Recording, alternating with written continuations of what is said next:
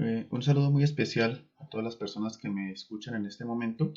Voy a presentarles los resultados de una investigación denominada eh, Uso de polvo de alto horno para mejorar las propiedades de material lunar para pavimentos. Es una investigación desarrollada en la Universidad Pedagógica y Tecnológica de Colombia, en la Escuela de Ingeniería de Transportes y Vías, específicamente por el Grupo de Investigación y Desarrollo en Infraestructura Vial Greenfravial.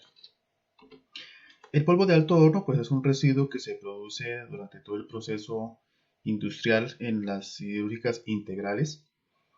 La única siderúrgica integral en Colombia es Acerías Paz del Río S.A. y de esta empresa pues, se obtuvo este material. El polvo de alto horno se produce durante el proceso de combustión de los materiales en el alto horno, materiales como el mineral de hierro, el sinter, la caliza, el coque, y que se funden a una temperatura aproximadamente de 1500 grados centígrados. Durante ese proceso de fusión de esos materiales se producen gases, un gas, y ese gas sale con material particulado. Ese gas se utiliza en las plantas auxiliares de la empresa como combustible, pero para poderse utilizar como combustible pues es necesario que llegue completamente limpio.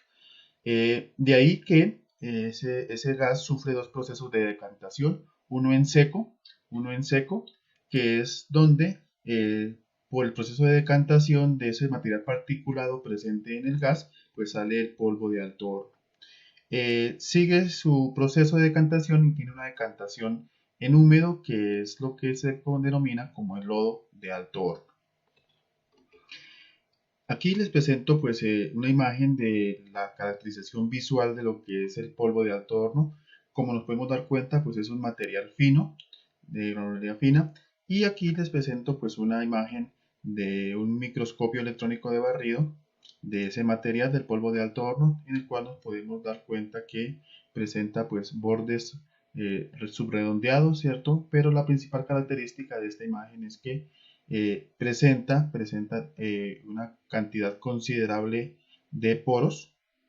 Esta imagen pues es a 500 aumentos, y también por fluorescencia de rayos X determinamos los componentes o la composición química de ese material, y en la tabla les presento pues los componentes, y de destacar pues que el principal componente es el óxido de hierro con un 55.3%. Otros materiales como el silicio, el carbono, el aluminio, el manganeso, el magnesio, el fósforo, ¿cierto? Todos pues en forma de óxidos y en menores proporciones.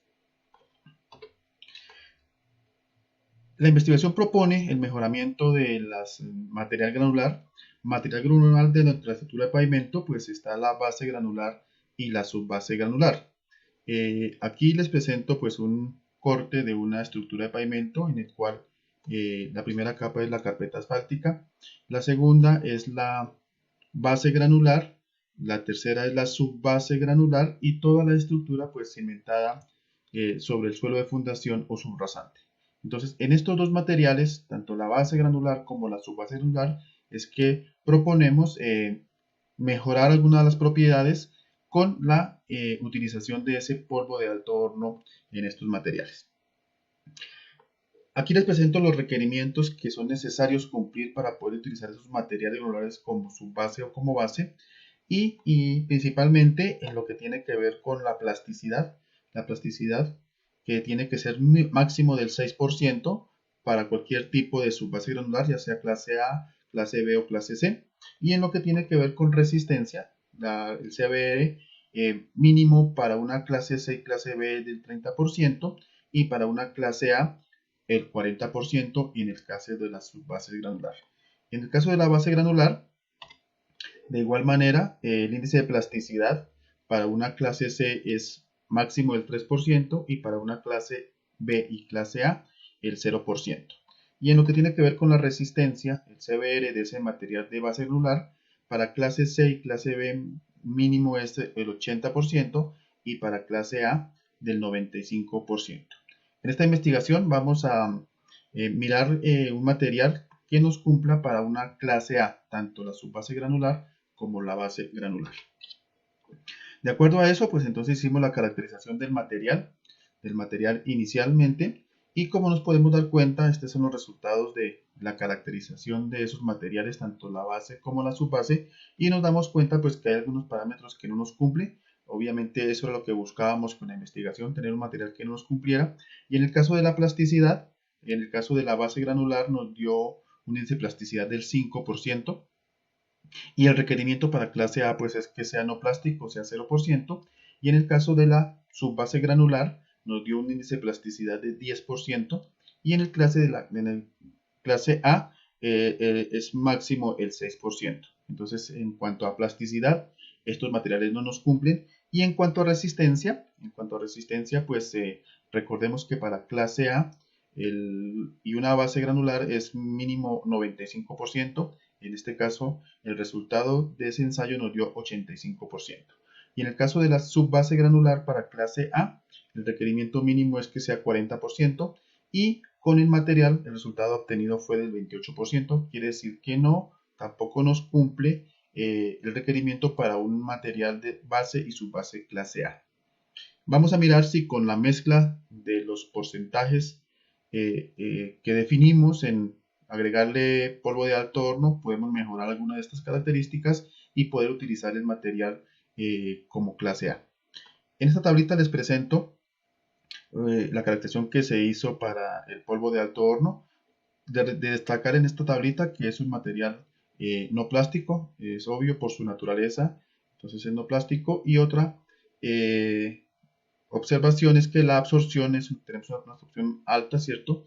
Y obviamente eso se lo podemos atribuir pues a la porosidad presente en ese material. Ya como metodología, pues el primer ensayo que hicimos fue el ensayo de compactación, de acuerdo a la norma ENVIAS E142 del INVIAS, y determinamos este ensayo, pues el objetivo es determinar la cantidad óptima de humedad de agua para poder compactar y así obtener la densidad seca máxima. En la tablita, pues como podemos observar, nosotros inicialmente tomamos el material sin agregarle polvo de alto horno y le fuimos adicionando de 2 en 2%, o sea 2, 4, 6 y 8% de polvo de alto horno, y miramos cuáles eran las propiedades de cada una de estas mezclas. En cuanto al ensayo de compactación, nos damos cuenta que a medida que nosotros aumentamos la cantidad de polvo de alto horno, pues tenemos una leve aumento en la cantidad de agua necesaria para alcanzar la densidad seca máxima, es decir, la humedad óptima, se incrementa, y de igual manera la densidad seca también, a medida que aumentamos el porcentaje de polvo de alto horno, pues tenemos un incremento en esa densidad seca máxima, a excepción de cuando utilizamos 8% de polvo de alto horno, que tuvimos un leve descenso en esa densidad seca máxima. Igual para la base granular el comportamiento pues fue muy similar, aumento a medida que aumentábamos el porcentaje de polvo de alto horno, y también un leve aumento en la densidad seca máxima, y de igual forma al 8% tuvimos un pequeño descenso en esa densidad. El aumento de la cantidad de agua pues se puede atribuir, pues como lo dijimos, a la porosidad y la absorción que presenta este material. El segundo ensayo fue el índice de plasticidad. El índice de plasticidad, recordemos que inicialmente el material no nos cumplía el requerimiento de plasticidad. En el caso de la subbase tuvimos un 10% de índice de plasticidad, y en el caso de la base tuvimos un 5%, que con eso pues no nos cumple para utilizarlo como un material de base o subbase granular. A medida que aumentamos el porcentaje de polvo de alto horno, pues vemos un descenso tanto en la base como en la subbase de ese índice de plasticidad. Pues obvio, ¿cierto? Como estamos agregando un material que no es plástico, pues entonces se nos va a disminuir esa plasticidad. En el caso de la subbase granular, con un 4%, pues tendríamos el 6% mínimo que requiere el requerimiento para una subbase granular, pero ya con 6 pues disminuye aún más y estaría dentro del rango. En el caso de las subbases, perdón, de la base, si con 6% y 8% logramos bajar la plasticidad hasta 0% y de esa manera pues se podría utilizar como material de base. En cuanto a la expansión, es el ensayo que se hace en el curado de las briquetas para hacer el ensayo de CBR, donde controlamos esa expansión que tanto se expanden en contacto con agua. Recuerden que ese ensayito se hace en una alberca y se colocan las briquetas así como está indicado aquí. Y ese resultado pues nos damos cuenta que a medida que le agregamos o incrementamos el porcentaje de polvo de alto horno, pues para ambos materiales, tanto para la base como para el subbase, hay un descenso en ese porcentaje de expansión en esas probetas. En cuanto al CBR, pues entonces el CBR también, a medida que aumentamos el porcentaje de polvo de alto horno, tenemos un aumento en el CBR con 6%. Con 6% logramos que nuestro material de subbase cumpla para un requerimiento clase A. Y para 8% pues tenemos un pequeño decremento en lo que es el CBR. En lo que es la base granular también, de igual manera, con el 6% logramos incrementar este CBR por encima del 95% y así poderlo utilizar para una base granular clase A. Adicionalmente hicimos un ensayito empírico, lo que es la estabilidad hídrica, en la cual se hacía una briquetica. Hicimos una briquetica con el material sin polvo de alto horno y una briquetica con el 6% que definimos que era nuestro porcentaje óptimo, en la cual pues obtenimos la máxima densidad y la mayor resistencia. Estas dos briqueticas, tanto para bases y subbases, se colocaron en agua y empezamos a ver pérdida de material en la briqueta que no tiene polvo de alto horno, tanto de base como de subbase. A los 28 minutos, en el caso de la subbase, se empezó a ver desprendimiento de material y en el caso de la base, pues a los 30 minutos.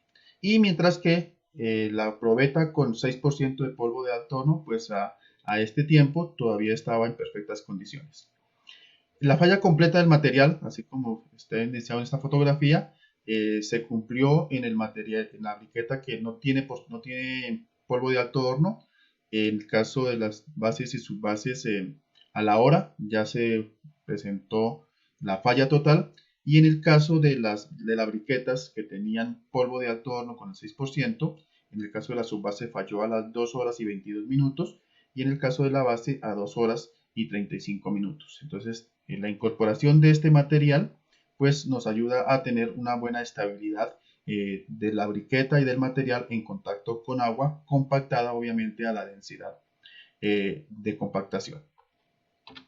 Como conclusiones, pues entonces el el polvo de alto horno, cumple los parámetros de calidad para poderlos introducir o que hagan parte del material de subbase y subbase granular, pues ya que es un material no plástico, ¿cierto? Y su índice de equivalente pues es alto.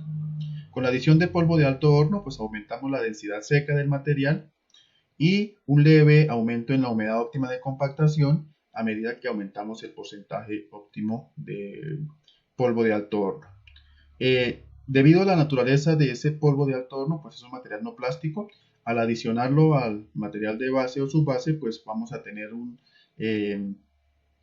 decremento de lo que es esa plasticidad, ¿cierto? Entonces también podemos nosotros utilizar ese material para bajar la plasticidad del suelo. Establecimos que el porcentaje óptimo es del 6%,